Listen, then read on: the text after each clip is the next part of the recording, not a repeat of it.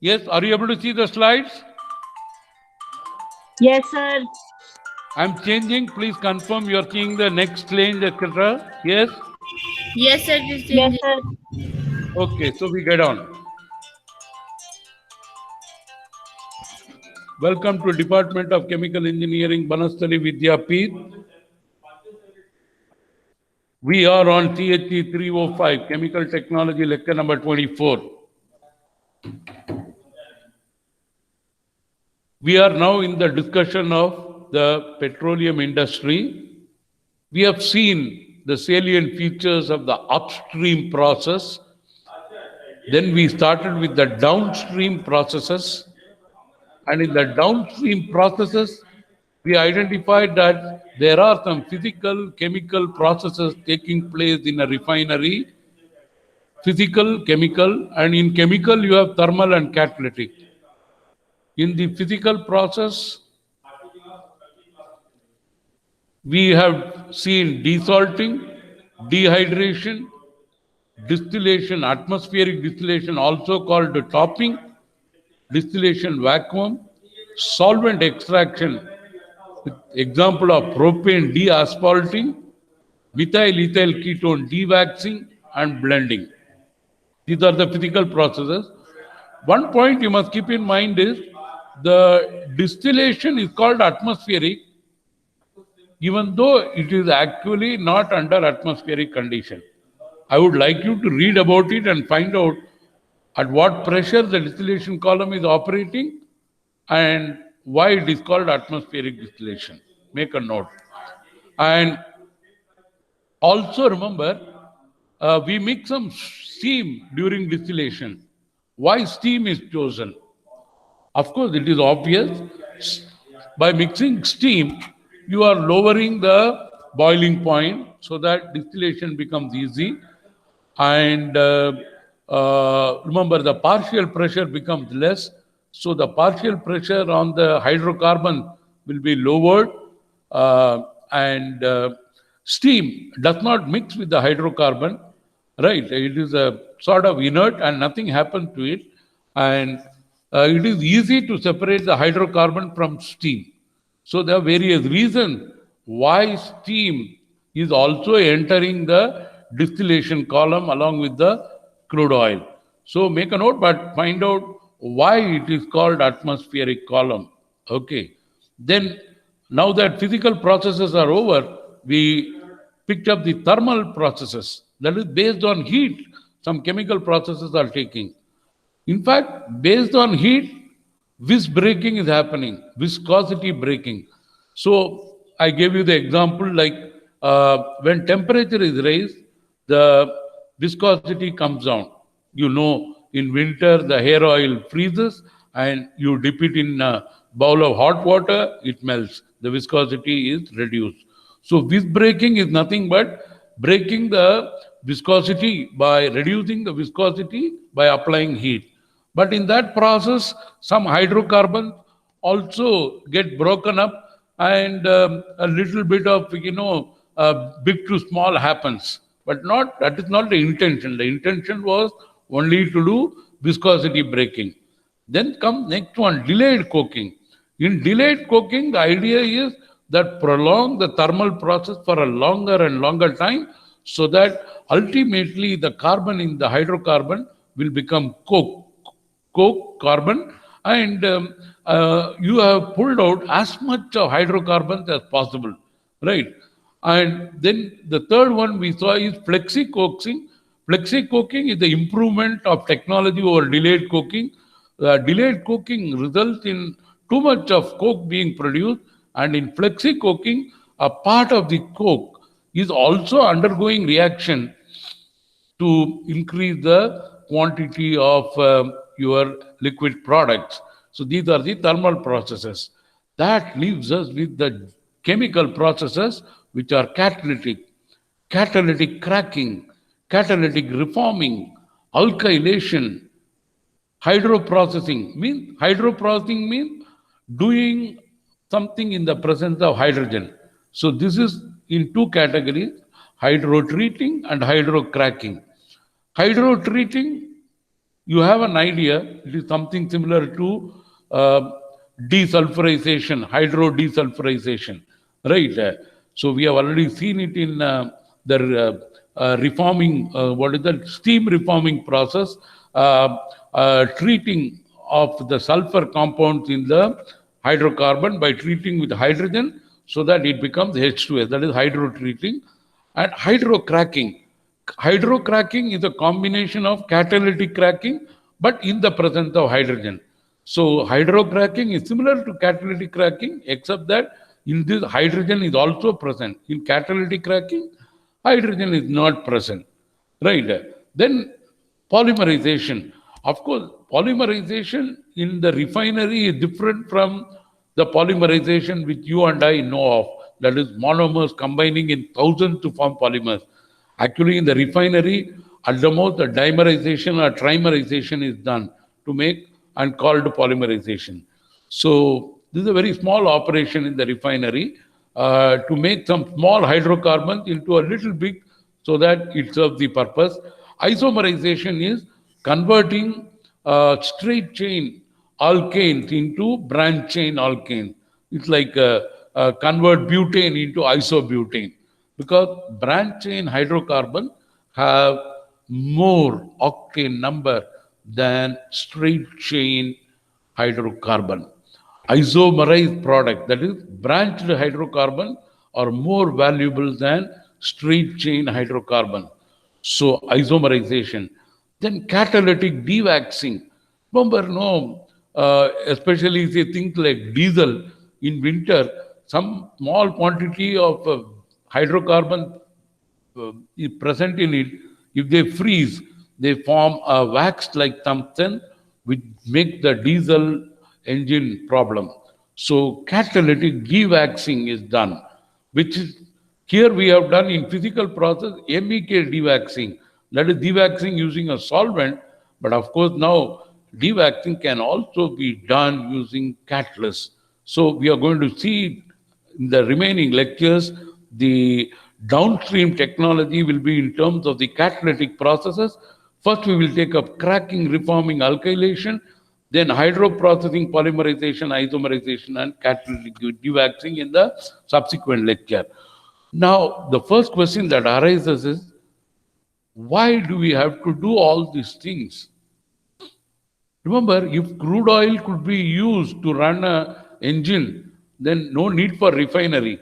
I can just, have crude oil pump, which will fill crude oil into the car or truck, and my engine will work. Unfortunately, no engine has been designed to run on crude oil. The reason being, crude oil contains too many hydrocarbons with properties of various kinds, boiling points of different kinds, ignition point of different kinds, pour point of different kinds. So it's difficult to design an engine for such a wide variety of hydrocarbons present. Okay, so the catalytic processes have primarily come to drive the manufacture of petrol and diesel to run the vehicles. So almost all the catalytic, because there is money in selling petrol and diesel. Okay, so the refinery aims at optimizing the production of petrol, diesel, so that more money can be made. Remember, the fuel oil, etc., are kacharas. They have very little value. They are just burned, right? But petrol, diesel, they command the market. So the catalytic processes are primarily to work on they are the pillars of oil processing. In fact, chemists and chemical engineers have had tremendous impact on the discipline of the whole field of catalysis and chemical engineering, you can say, has been based on the catalytic processes in the refinery. Whole lot of catalyst technologies have been invented just for the refining operations. So the most important catalytic processes are FCC, fluid catalytic cracking, FCC, hydro treating, meaning carrying out a chemical process in the presence of hydrogen, hydrocracking, cracking in the presence of hydrogen, catalytic reforming, reforming the hydrocarbon into desired compounds. And alkylation is a reaction where two small hydrocarbon merge to form a larger hydrocarbon. Imagine, octane. Octane is the one which is considered the best fuel, right? With the isooctane as the number, octane number 100. That is known to you from your school chemistry, right? So I don't have much octane in my crude oil, but my refinery can make it by combining two 4-carbon. I have one 4-carbon hydrocarbon and another 4-carbon hydrocarbon. I somehow react them, and the result is a 8 hydrocarbon, similar to octane. So alkylation is the reaction which aims to combine two small hydrocarbon to end up becoming a bigger hydrocarbon, so that we have better value. Main goal of catalytic processes is to increase the octane number of petrol and the cetane number of diesel. Remember, cetane number of diesel. As much as there is octane number for petrol, there is a cetane number for diesel. And what is cetane? Cetane is hexadecene, C16H34. Remember, CnH2n plus 2. 16 means double, 32 plus 2. So it is a straight chain hydrocarbon. So 16 carbon atoms, one after another in a line with all hydrogen. It's like CH3, CH2, CH2, CH2, CH2, CH2, CH2, so many times, then CH3. That is C16H34. Okay. Cetane number is the highest for a linear alkane, while naphthalene are benzene rings, more than one benzene ring, benzene, anthracene, naphthalene, etc. Right? Naphthalene is a complex aromatic ring compound, and they have the lowest cetane number. But this situation is opposite for octane number. In octane number, aromatics have high octane and linear alkanes have low octane number. Whereas in cetane, diesel, linear alkane, the highest cetane number, and aromatics have the lowest cetane number. Keep this in mind. Octane and cetane numbers. The major part of the oil fraction is used in the transport sector, like gasoline and diesel. Transport sector, cars run on gasoline, petrol, and the trucks run on diesel. Right? Table shown, will come to a table, gives a survey of the octane number of various gasoline range. Right? Just have a look at it. N-pentane, it is 62. See, smaller the hydrocarbon, lower the boiling point. As the hydrocarbon becomes larger and larger, the boiling point increases. Right? So lower the, smaller the hydrocarbon, lower the boiling point. As the hydrocarbon becomes bigger, right, the boiling point also start rising. Okay, N-pentane is 62 and boiling point. 2-methyl butane, 90. Imagine, 2-methyl butane. Just a butane with one CH3 hydrogen replaced by 2 CH3 methyl groups. Cyclopentane, 85. N-hexane is 26. 2-methyl pentane. So you can see, but the alkenes, hexene is, alkene, double bond. It's got low. 2-hexene is 81. Alkenes are undesirable because presence of alkene in the petrol will lead to a sort of gum formation in the petrol engine. Right? So alkenes are to be avoided. Benzene is more than 100. That is, you see, benzene aromatic is in fact more than 100. Cyclohexane is 77. Cyclic compounds have more than normal hydrocarbon. N-octane, normal octane is less than 0. Right? Normal octane, that is the base. Right? 2-methyl heptane, 2,2,3-trimethyl pentane. What is 2,2,3-trimethyl pentane? It is nothing but isooctane. Isooctane has 100. This is by definition. Octene is less, double bond. 2-octene is also less. 3-octene. Xylene. Remember, benzene, toluene, xylene. Xylene is more than 100. Ethyl benzene is 98. Remember, benzene was 100. Ethyl benzene. 1,2-trimethyl cyclohexane, 79. Look at this one. MTEBE, methyl tertiary butyl ether, 118. Ethyl tertiary butyl ether, octane number is 118.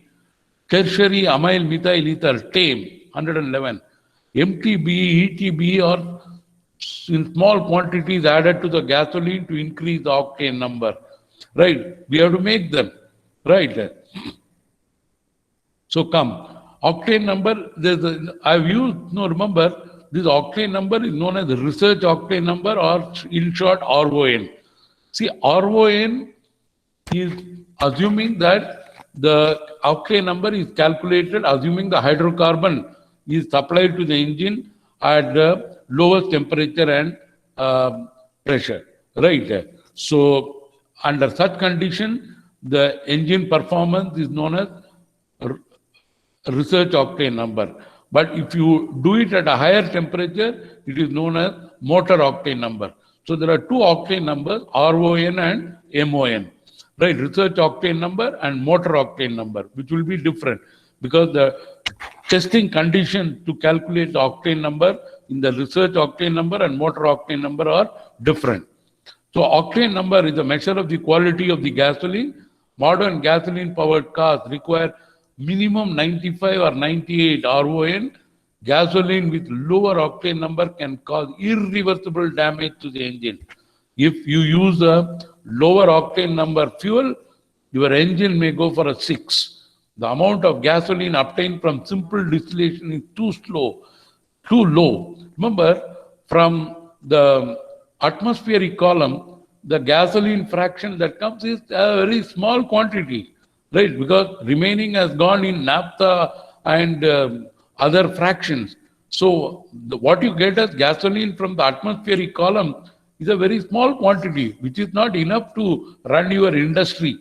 Right. So we have to produce high octane number compounds have to be added, or additional conversion steps such as catalytic cracking, hydrocracking, which convert heavy hydrocarbons into lighter ones are required. So what my aim is, since I don't have gasoline coming from the atmospheric column much, what I do is I pick up the other hydrocarbons and smash them into making them also in the gasoline range. So to smash them, I use catalytic cracking, hydrocracking. And I don't have much aromatics in my crude oil, so I will use the hydrocarbon and convert them into aromatic compound so that I can blend it with the gasoline to increase the octane number. So octane number of straight run gasoline. See, straight run gasoline means the gasoline which comes from the main atmospheric column is known as straight run gasoline.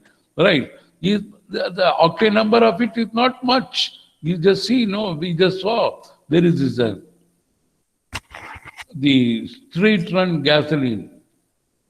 Straight run gasoline octane number is just 68, right? Whereas we want 95, 98. How to convert 68 octane number? So we have to add, other material hydrocarbons which will boost up the octane number. That is why we are doing so much of downstream refining operation using catalytic processes.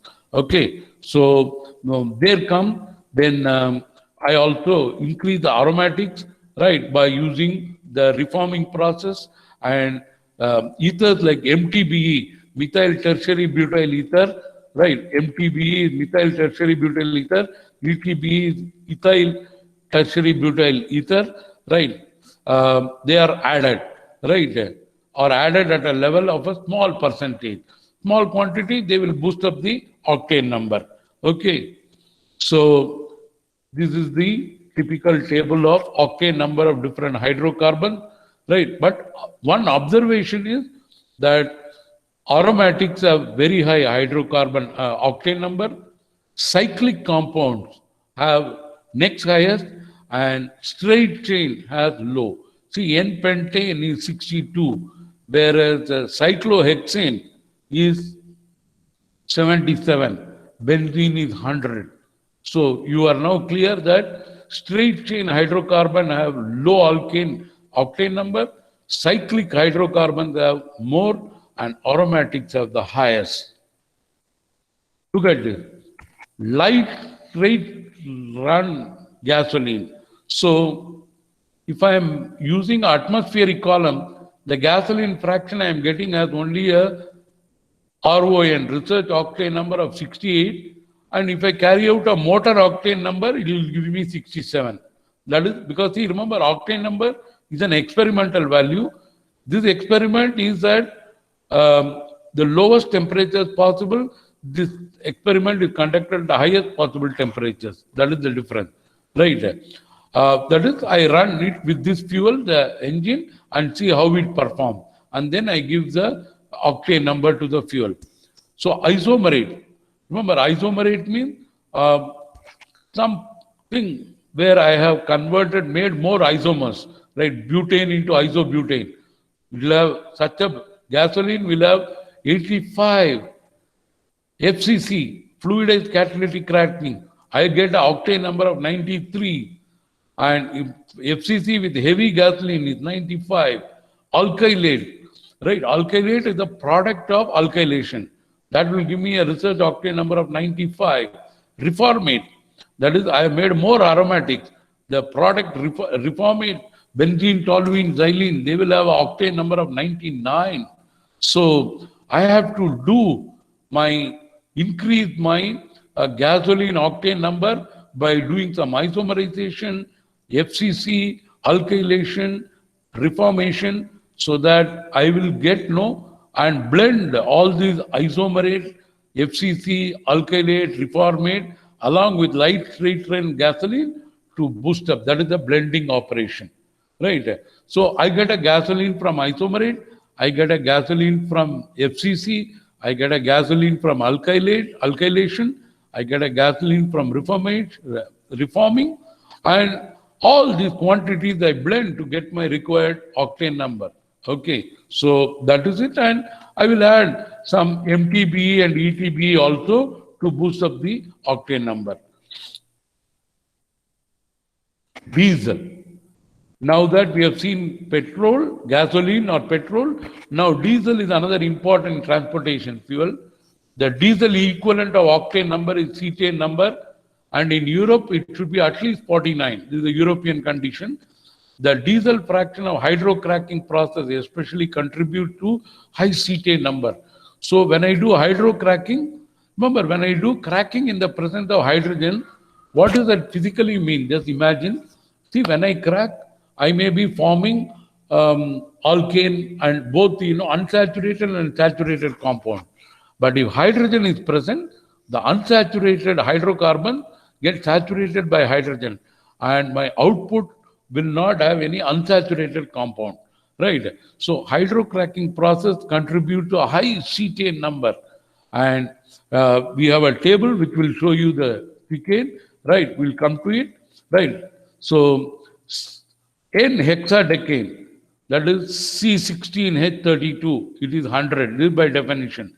N-alkane, normal alkane, that is straight chain alkanes, I have 100 to 110. Isoalkane, branch chain, 30 to 70. Remember, octane number of isoalkane is higher, right? Whereas cetane and octane number are mirror images, right? Alkene, 40 to 60. Then naphthalene, benzene, 20 to 60 is less. As you have aromatics, they all become less. Alpha methyl naphthalene is the worst. 0 cetane number. Straight run gas oil, 40 to 50. FCC, fluidized catalytic cracking, will give me 0 to 25 range cetane number. Thermal gas oil will give me 30 to 50. Hydrocracking will give me 55 to 60. Okay, so I do my catalytic operation just to see where my gasoline, I'll get better octane number. If I have diesel as my focus, I'll get more cetane number. Okay, so come to Where we are here? Yes. So diesel and cetane number. Cetane number is the highest for linear alkane, while naphthalene, which are very aromatic compound, have the lowest cetane number. You just saw. Alpha methyl naphthalene is 0. Right. Note that the situation is opposite for octane number. In general, the more suitable a hydrocarbon is for combustion in a gasoline engine, the less favorable it is for combustion in a diesel engine. So the fuels are clear. If I'll give you the thermodynamics of it, the petrol engine is also known as Otto cycle petrol engine, right? Because the petrol engine was designed by a scientist Otto, right? So it is known as Otto cycle. It is a constant volume process. You have studied constant volume and constant pressure process in thermodynamics, so I'll not get into explaining them. So the petrol engine works on constant volume process, while the diesel engine works on constant pressure process.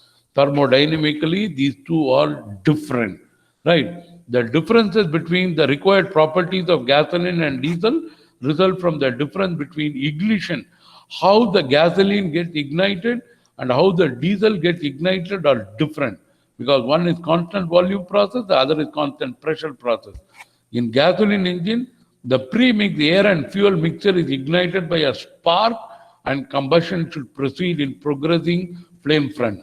Hence, uncontrolled self-ignition of gasoline during compression stroke is highly undesired, right?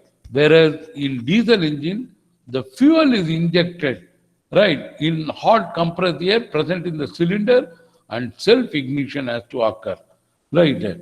So the way the two engines operate and ignition properties and mechanisms are different. So these are the cetane number. Cetane number is the highest for N-alkane. It is the lowest for aromatics, right? So this is the order, which is reverse of octane number.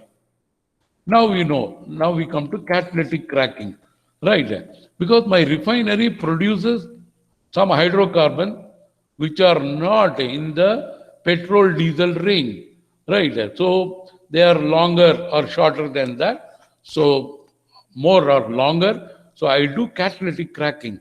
Cracking means breaking a big one into small pieces.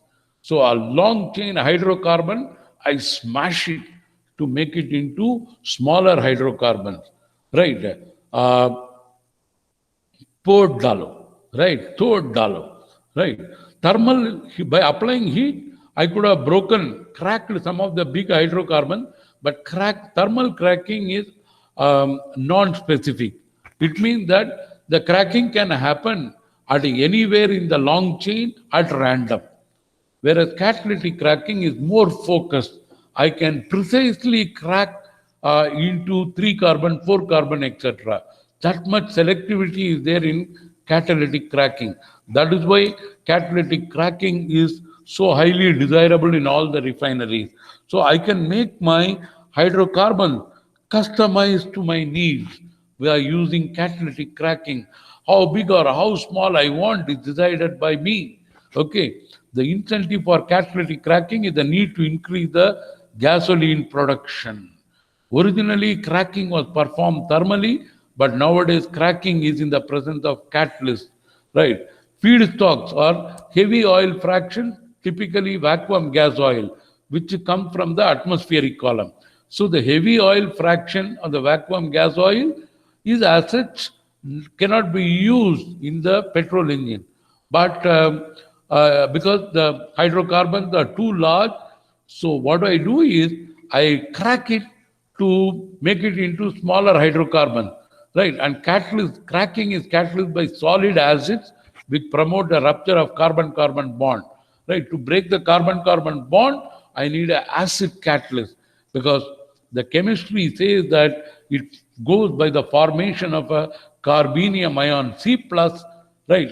So it used to be called carbonium ion, but now the correct chemistry says it is carbenium ion, which is C plus. So a C plus atom ion is generated, which will propagate to do the cracking, right? Catalytic cracking complex network of reaction We are not getting into the chemistry. Both the intramolecular and intermolecular reactions are taking place. And in this process, formation of coke, some carbon, coke is carbon. Carbon formation is an essential feature of the cracking process. थोड़ा carbon तो बन ही जाता है. It will be shown that although coke deactivates, and what happens? The carbon dust that is formed will choke the catalyst, right? And this becomes a nuisance.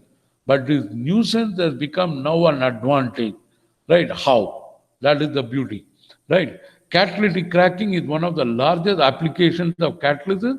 Worldwide cracking capacity exceeds 600 million tons of crude per annum, right? Catalytic cracking was the first large-scale application of fluidized bed. That is why it is known as FCC. The cracking is done in a fluidized bed way. That is why it is known as FCC or fluid catalytic process. Okay, so now you know what is FCC. Now, how the coke is helping, right? That let's try to understand it. Remember, cracking is an endothermic process. To break a bond, I have to provide energy, right? I have to supply heat. And when I burn coke, carbon, I release heat. So my cracking process forms coke, and I will burn the coke to raise the heat. So the coke formation has become a blessing in disguise, because to regenerate the catalyst, I have to burn the coke, and that releases heat. And that heat is used by the endothermic cracking process. It's a sort of reaction coupling, right? So the coke burning releases heat, and carbon-carbon breaking requires heat, and both make up each other. In the actual cracking section, nowadays, of course, entrained flow reactors are used, which is something like fast fluidized bed, but the name FCC still remains, right? So even though the entrained flow reactor is different from the fluidized catalytic cracking, still it is called as FCC only. What are the catalysts used? Catalysts used have changed over the years. In the past, aluminum trichloride, AlCl3, was used, which resulted in large technical problems such as corrosion and extension. Remember, it is a liquid catalyst solution, aluminum trichloride solution, right? So it causes corrosion, and a lot of waste streams are coming. So it has been replaced by solid catalyst, and from cracking mechanism, it emerges that catalytic cracking calls for acid catalyst.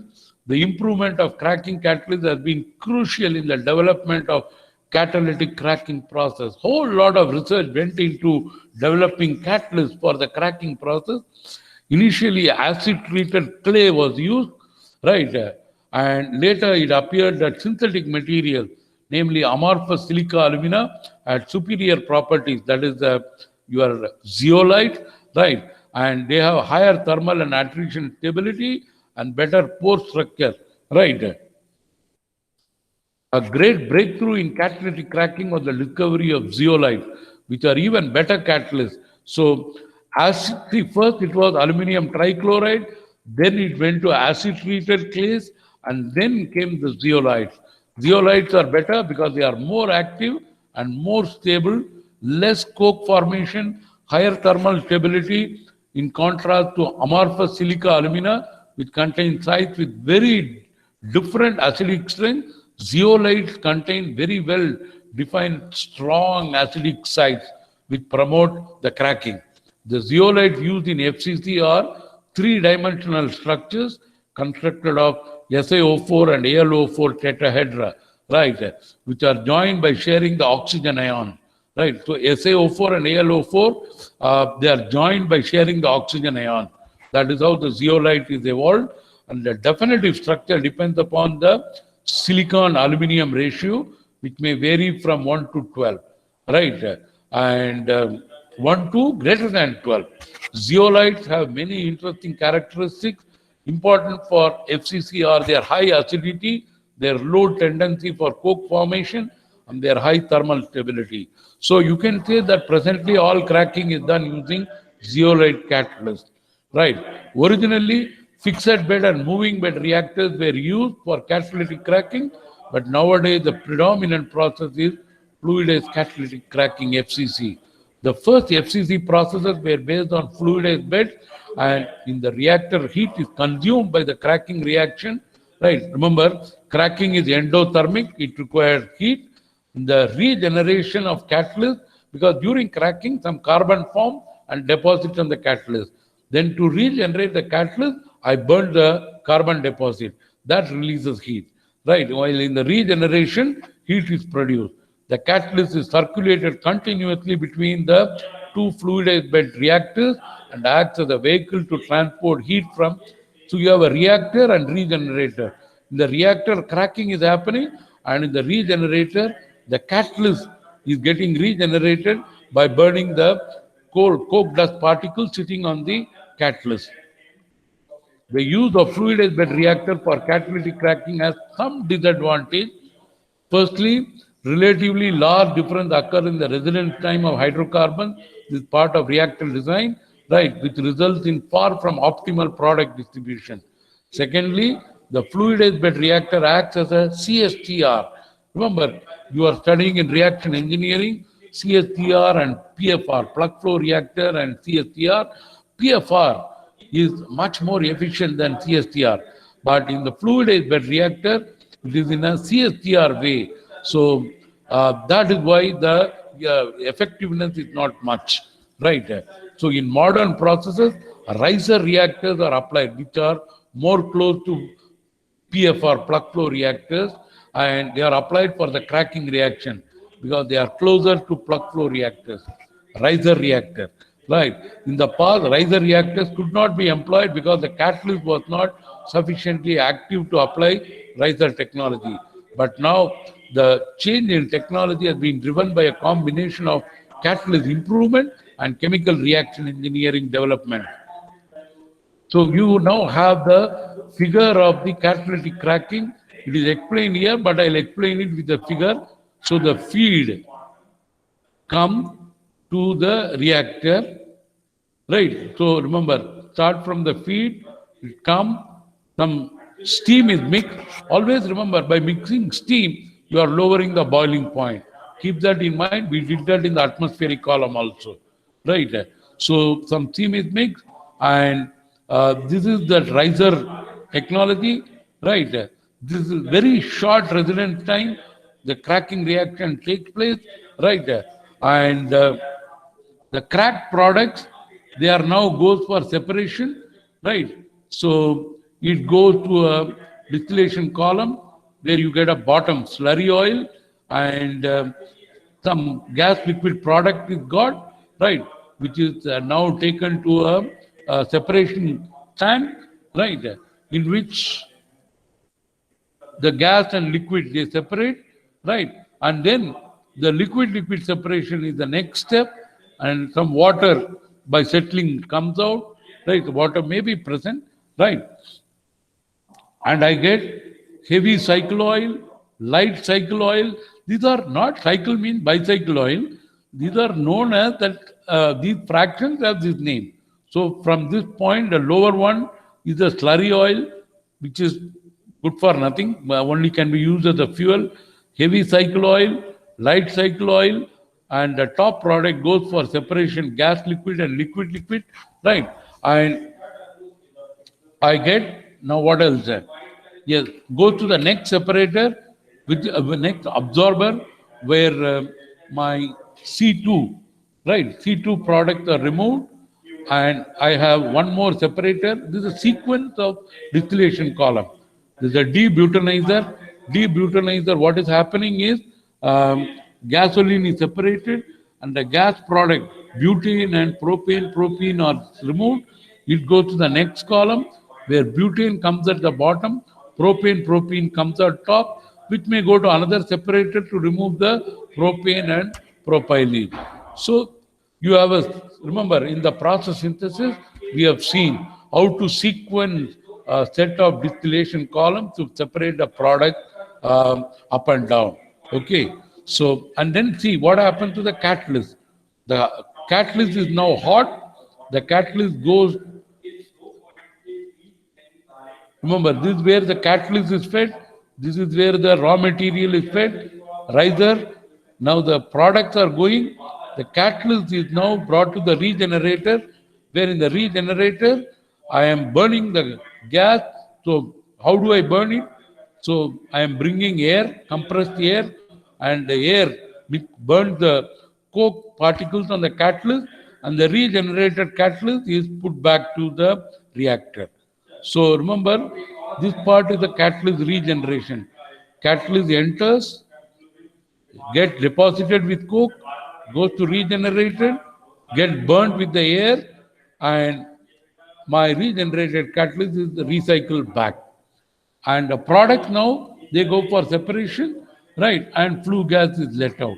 And any catalyst, dust which may be there, is all caught out here in this cyclone. Okay, so this is the explanation for the cracking process. And in the cracking process, remember, the catalyst life is limited approximately 30 days. Every 30 days, you have to replace up to 5% fresh catalyst is added every day, right? So the whole catalyst life is 30 days, but every day some 5% of fresh catalyst is added to see that the efficiency does not fall. Okay, so you got it. And next page, of course, this figure has been repeated here only for convenience to show the different temperatures in the reactor. The temperature is this is the reactor, temperature is 775, pressure is 1, and the resident time is 1 to 5 seconds. Very quick. Riser technology is like a plug flow reactor, dudum, the cracking has happened, right? Then the regenerator, the temperature is 973 K, pressure is 2 atmospheric pressure. You are using compressed air, remember? So the pressure is more. And how much? It may take a few minutes or to the extent even half an hour for the regeneration of the catalyst. Okay, so this is about it. So now that reforming catalytic cracking is over, now we move into reforming. Catalytic reforming. Why do we do reforming? Remember, this is different from steam reforming. In steam reforming, remember, we mix naphtha with steam. That is for hydrogen making. Don't get confused. Catalytic reforming in the refinery is mainly objective is to increase the aromatics, because aromatics are not much present in the crude oil, and the fractions which we have got do not have much aromatics. So I want a hydrocarbon stream which has a lot of aromatics. Remember, by definition, aromatics are BTX, benzene, toluene, xylene, right? So the main objective of catalytic reforming is to increase the production of aromatics so that high octane number products are produced, which can be used for blending with the other gasoline, cracked gasoline, straight run gasoline, alkylate gasoline, isomerate, so that we get a output gasoline which has the required octane number for running the cars as per specification, right? Catalytic reforming is the key process, right, in the production of aromatics for the chemical industry. Furthermore, catalytic reforming is a major source of hydrogen. Remember, the mechanism of reforming is happening by dehydrogenation. For example, let's say you have N-hexane. Just listen to this carefully. You have N-hexane, right? So that is CH3, CH2, CH2, CH2, CH2, CH3. 6 carbon, right? C6H14. The 6 carbon, one after another, with all hydrogen up and down. Now, if I dehydrogenate, then N-hexane, normal hexane become cyclohexane, which is C6H12. So hydrogen is released. So when an N-alkane becomes a cyclic alkane, it is becoming, it is due to dehydrogenation, means hydrogen is produced. And when I cyclohexane is, remember, just the It's like a benzene ring without the ring, right? So if I dehydrogenate cyclohexane, more hydrogen is removed and I form benzene. So essentially, reforming is a process in which N-alkanes become cyclic alkane, and cyclic alkanes are called naphthene. Remember, naphthene and naphthalene are different. Naphthene means cyclic hydrocarbon, right, but saturated. And naphthalene is benzene type aromatic. Okay, so my N-alkane becomes naphthene, and naphthene becomes aromatic, right? In straight chain to cyclic and then aromatic. That is the sequence of reforming, right? So remember, feedstocks such as straight run naphtha and other feeds in the gasoline, they boil in the range. What is it? C6 to C11, right? So gasoline typically has gasoline carbon hydrocarbons in the C6 to C11 range, right? During catalytic reforming, the changes in the molecular they get reformed, right? Such as process mainly involve internal rearrangement of hydrocarbons. During reforming, isomerization, cyclization, aromatization take place. Both cyclization and aromatization are dehydrogenation reaction. N-hexane becoming cyclohexane becoming benzene. That is the sequence to remember. Okay. Now look at this. A catalytic reforming feedstock, what is fed to a reformer and what is the output of the reformer. See, the feed to the reformer may contain 45 to 55 alkane, 0 to 2 alkene, 30 to 40 naphthene. Naphthene means cyclic hydrocarbon. Aromatic may be small, 5 to 10 aromatics. But after reforming, look at the product. My alkanes have come down 45 to 55 to 30 to 50. My alkenes are no more there.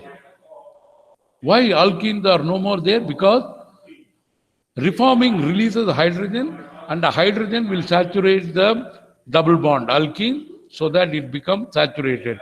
So the reformed product will not have any unsaturated compound. Then comes naphthene, 30 to 40, here it is 5 to 10, right? And aromatics, 5 to 10, now it is 45 to 60. So the reformer is mainly increasing the presence of aromatics, except for isomerization, right? So remember that reforming is actually a complex set of reaction, reforming, some isomerization, some cyclization, aromatization, many are happening. Isomerization is the slightly endothermic, but all others are exothermic, right? Because dehydrogenation is a exothermic reaction. No, I'm sorry. Isomerization is the only exothermic reaction, whereas all other reactions are moderately to highly endothermic, right? That is the for forming N-alkane to naphthene and to aromatic, right? Cyclization, etc., requires heat. Heat must be provided. Only if some isomerization happens, that releases a small quantity of heat. Another thing always is some coke formation happen. This is the one headache in the reforming business, right? Like cracking also had a coke problem. So carbon dust forms which gets stuck to the catalyst, right? Because some amount of cracking happens during reforming. It is not you want it, because you are supplying heat, and in the process of heat, some long hydrocarbon is breaking, cracking into small hydrocarbon. Of course, there is no catalyst, but thermally it is cracking, right? So this will result in some methane formation is formed by reaction of coke with hydrogen. So some carbon dust is formed, the carbon dust picks up hydrogen and end up forming methane, right? So these are the unwanted reactions. Other undesired reactions are formation of light alkane. Less than C5 is light alkane. See, ethane, propane, butane, right? These are all light alkane. Pentane onwards is useful. C5 onward is what is desirable for gasoline, right? C5 by hydrocracking of alkanes and naphthenes, and by hydro dealkylation of aromatics like toluene and ethyl benzene. Toluene is, remember, benzene with the CH3, and ethyl benzene is benzene with the C2H5. So by hydro dealkylation, so I can do my reforming reactions. Thermodynamically favorable reaction conditions are high temperature and low pressure. Low pressure, why? Because my product quantity is increasing, increase in number of moles of product, which means low pressure is favored. The dehydrogenation is catalyzed by metal catalyst. Remember, in cracking it was acid catalyst, and in dehydrogenation is catalyzed by metal catalyst. Isomerization and cracking reactions proceed via carbenium ion C plus, and therefore require an acidic catalyst. Right. So catalyst for cracking and for reforming are different. Catalyst here for cracking and isomerization is an acid catalyst, whereas for reforming it is metal catalyst. The most common metal is platinum. In fact, platinum is so widely used. The reforming itself is known as platforming. Platforming is nothing but reforming using platinum catalyst. This is not no railway platform or bus stand platform. Platforming is reforming in a refinery using platinum as a catalyst. In short, pet name is known as platforming, right? New generation bimetallic catalyst. So platforming is the single metal platinum. Now bimetallic catalyst contain rhenium, also known as reinforming, like platforming, rhenium forming, or iridium, in order to increase catalyst stability. The alumina support has some acidity, which is enhanced by adding chlorine. Feed pre-treatment must be kept in mind before reforming. Remember, the reforming catalyst is very sensitive to sulfur present. So before reforming, sulfur removal is a mandatory thing, right? So if sulfur is present, your reforming is the doom. So right. So before reforming, ensure that hydro desulfurization is done, right? Platinum is sensitive to deactivation by hydrogen sulfide, ammonia, and organic nitrogen and sulfur compound. Therefore, naphtha pre-treatment by hydrotetrating is required. The organic sulfur and nitrogen are catalytically converted with hydrogen into hydrogen sulfide, and any nitrogen may end up forming ammonia, which are removed from the hydrocarbon stream in a stripper. Hydrogen needed come from the reforming. Reforming generates hydrogen.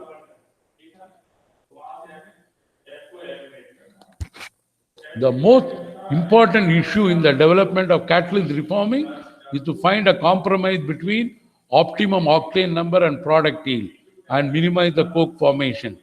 Two types of reformers are used. I will quickly see them. Semi-regenerative reforming SRR and more latest continuous regenerative reforming CRR. You can say presently most of the reformers are CRR, continuous regenerating reforming. Right. SRR consists 3 to 4 adiabatic fixed bed reactors in series, as shown in the figure. We'll see with intermediate heating. Earlier SR units, SRR before 1950, were operated at relatively high pressure, 25 to 30 at bar, in order to maximize the catalyst life. The development of improved catalysts has lowered the tendency for coke formation, and now pressures have reduced to 15 to 20, and catalyst life is typically 1 year now. Right. So semi-RR. See, in semi-regenerative catalytic process is actually, there are 3 reactors. Reformer 1, Reformer 2, Reformer 3. Right. So the pre-treated naphtha is the desired input for the reformer. Pre-treated means I have done my sulfur removal. Right. Hydro desulfurization has been done. Right. Pre-treated and sulfur-free naphtha is entering, going through a heater, because it is required hot, and somewhere we get a hot stream which must be cooled. So the raw material is cooled and some product is hot. So the heat exchanger is done to exchange the heat, and more heating is done in a furnace. Why? Because the reforming reaction is endothermic. I have to provide heat. So the hot gas enters the reactor where the catalyst is present, and this goes now to the second furnace, goes to the next reactor, then goes to the next furnace, next third reactor, and then the product goes for separation, and the hydrogen that is produced is recycled back, and a part of it is taken as product hydrogen, and the product go for a distillation column separation, where I get one bottom product reformate. This reformate is rich in aromatic benzene, toluene, xylene, and I also get some butane also, right, as one of the product, right. Butane, maybe propane also. C4 minus means less than butane, etc. Right. So three reactors, one after another in a series: furnace, reactor, furnace, reactor, furnace, reactor, right. And what is happening? Where is the yes? So this is your. These are under different conditions. Remember, this is entering at 720 and coming out at 720, 780 and 760, 790 and 790. So the inlet temperature and outlet temperatures are different in different reactors. See, instead of having one large reactor, to increase the efficiency, we have broken it up into three separate reactors, right? This is your semi-regenerative catalytic reforming process. Then the real innovation is for continuous regeneration reforming, right? This process was introduced by the company UOP and IFP, enabled the use of a much lower operating pressure, 3 to 4. Remember, SRR requires 15 to 20, while, SRR required 25 to 35 bar, whereas CRR requires 15 to 20. Lower pressure means more economical, right? So I can even now come down to 3 to 4 also. More developments have taken place, and coke deposit no longer an issue, right? So the coke is continuously burnt off. Over 95% of the new catalytic reformers are all continuous regeneration reformers. Regenerated catalyst enter the first reactor. Let's look at the picture to get it right. So just see where my feed come, my desulfurized naphthas. You should know in a flow sheet where to start. Feed is entering here, goes into a furnace, and then enters into the reactor. This is reactor 1, reactor 2, reactor 3, reactor 4. But what is being done is, in every stage, the catalyst from the first reactor goes to the second. But in the previous case, remember, all reactors had a catalyst. The catalyst is present in each of the reactors. Whereas here, the catalyst from reactor 1 goes to the reactor 2, and from reactor 2, the catalyst goes to reactor 3. From reactor 3, it goes to reactor 4, and then goes for final regeneration. Right? So the regeneration is done after all the 4 reactors. Just read this. Regenerated catalyst enter the first reactor, then from there it goes to the next reactor, and so on. Catalyst from the 4th reactor is what goes to the overall reactor regenerator, where some air is fed, and air is fed, remember, for burning of the coke dust particles, and then it is put back to the first furnace, first reactor. Okay, so this is the continuous regenerated reforming. Now the last topic for today is alkylation. Alkylation is a very interesting chemistry. Alkylation is the reaction of isobutene with alkene. It must be isobutane, I'm sorry, right? With alkene to form a higher branch alkane, right? Isobutane with alkene, right? And the aim is the production of gasoline component with a high octane number from low molecular weight. Please make this correction. It should be isobutane, not butene, right? It reacts with an alkene to form higher branch chain alkane known as alkylate. Aim is production of gasoline component with a high octane number from low molecular weight alkene, propene, butene, and pentene. and isobutane. Right? Here it is correct, isobutane. Here also it must be isobutane. I'm sorry for the spelling mistake. The advantages of alkylation are that gas phase molecules are eliminated and a valuable liquid product is formed, that is gasoline with high octane number 87 to 98. Wow. Remember, this is a typical reaction. C. This is isobutane. This is isobutane. Right? Butane is 4 carbon, but it is isobutane. This is propylene with an alkene. Alkene may be propylene or butylene. Right? So isobutane reacts with propylene to form 4 plus 3, 7. You get a 7 carbon product, which is 38%. Then some more side reaction, you may end up with other combination. Right? And some small quantity of other products are also formed. This is isobutane with propene, right? Then isobutane with propene, we just saw, and the product is 2,2-dimethyl pentane, right? The product is 2,2-dimethyl pentane, which has a better octane number. And if I use, instead of propene, butylene, that is isobutene, right? Isobutene reacts with isobutane to form 2,2,4-trimethyl pentane. Actually, the correct name of this is isooctane. 2,2,4-trimethyl pentane is isooctane. So, when isobutane reacts with propene or butylene, I get better products. That is the chemistry of alkylation. Right? Alkylation is an exothermic reaction. The heat is evolved and it's about 80 kg per mole if propene is used. Alkylation is favored thermodynamically by lower temperature because it is an exothermic reaction, and it is also favored by high pressure since the number of moles is reduced in the reaction, because 2 moles combine to form 1 mole. Reduction in moles means high pressure. So high pressure and low temperature, right?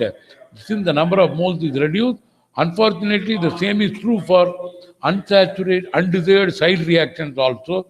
But the pressure applied in practice are low, right? But if I use high pressure, it is advantageous, but my high pressure brings unwanted side reactions also, headache, right? Excess isobutane. Isobutane is taken in excess because we want to finish them, right? To help the alkylation reaction. Typical isobutene to propene is in the range of 8 to 12, and alkylation is used to be a earlier. Alkylation was also done using only thermal process without a catalyst, but later catalytic processes is employed by using liquid acid catalyst. Alkylation also requires a liquid acid catalyst, and the most common liquid acid catalysts are sulfuric acid and hydrofluoric acid, H2SO4 and HF, right? So hydrofluoric acid and sulfuric acid.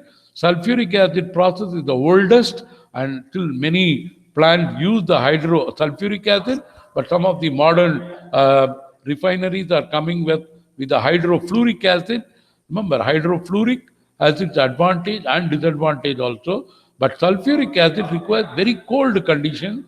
Cryogenic cooling is required, but alkylation with HF does not require cryogenic cooling.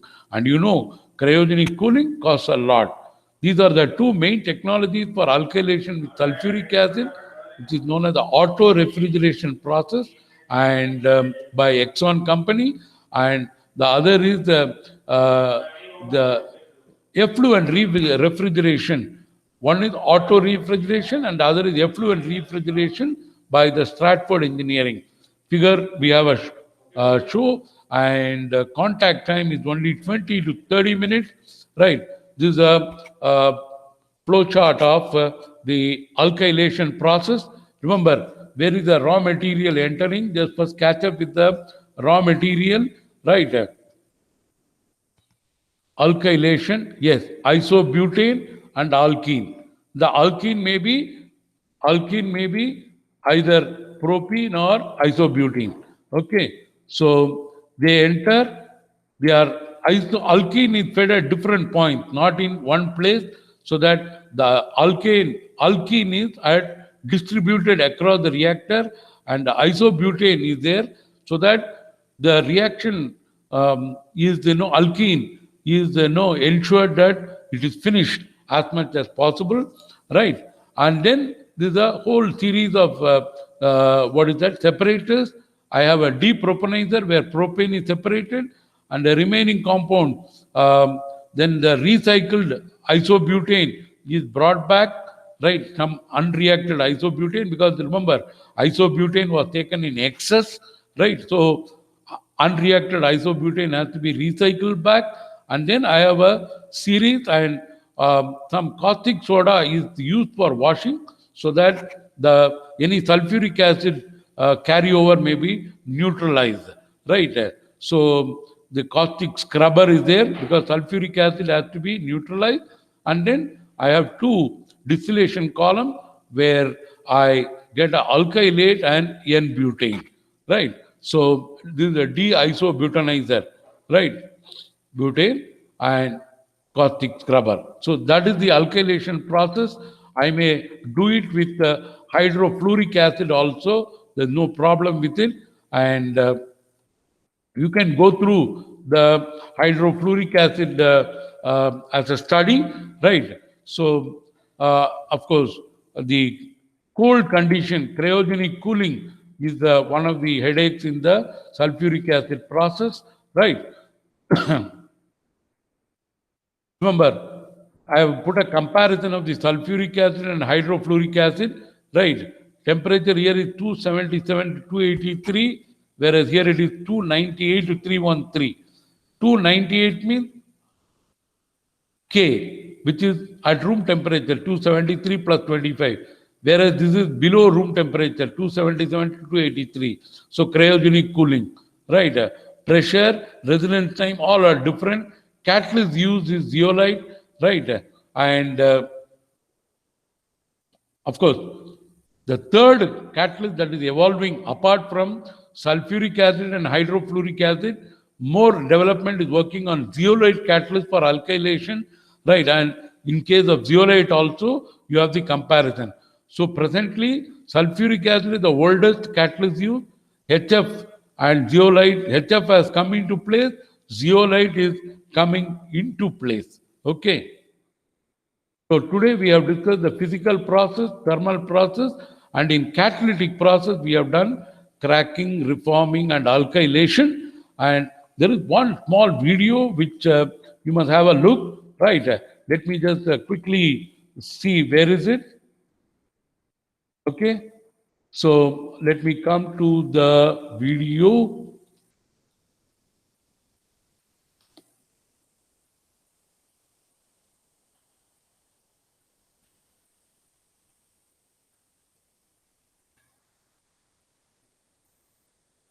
Yes. Are you able to see the video? Yes, sir. Yes. Just 2 minutes in which today's lecture will be summarized. An oil refinery looks like a small city. A city composed of pipes, tanks, and towers. But if you went inside, you might be surprised to find one of the most technologically advanced industries in the United States. Here, engineers and scientists have figured out how to turn raw crude oil into the valuable fuels, lubricants, and components we need to make millions of products.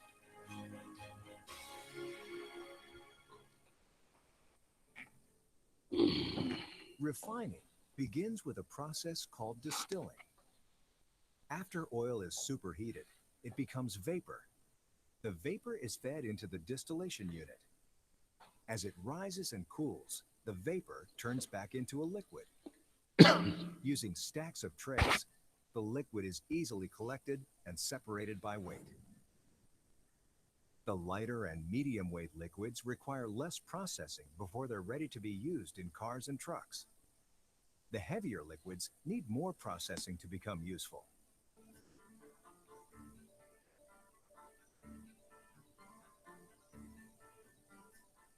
A process called cracking is used to maximize the usefulness of heavy oil. Heavy oil has long strings of carbon and hydrogen molecules. See the smashing. Using a catalyst, these molecules can be broken into smaller chains, transforming the heavy oil into lighter, more valuable fluids. Reforming is a process that increases the amount of gasoline produced from crude oil. One of the products separated in the distilling process is a liquid called naphtha. The number of carbon atoms in naphtha is about the same as the number found in gasoline, but their structure is more complex. Reforming rearranges the naphtha molecule, turning it into a usable gasoline-like molecule.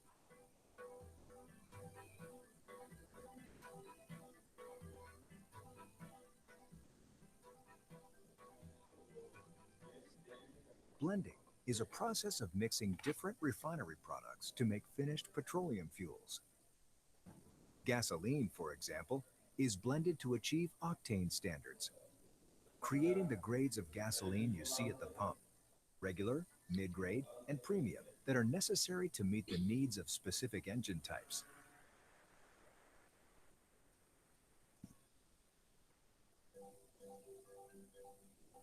Treating is a process used to produce cleaner gasoline, which helps protect both the environment and our health.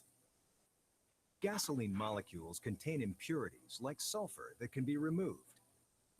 When the molecules are heated and come in contact with a special catalyst, a chemical reaction occurs that strips the sulfur away. These sulfur compounds are used as fertilizers and in pharmaceuticals. Nothing goes to waste in a refinery. In fact, by expanding existing refineries and improving their efficiency, we've increased production of refined products by more than 40% since the 1970s. So the next time you drive by a refinery, think about the scientists and engineers who are helping to efficiently transform raw crude oil into the fuels and products we use every day. Their innovative work helps keep prices low for the many things we use in our daily lives. And think about how refining, like other types of manufacturing, supports entire communities. Put it all together, and you'll see how refineries keep America moving.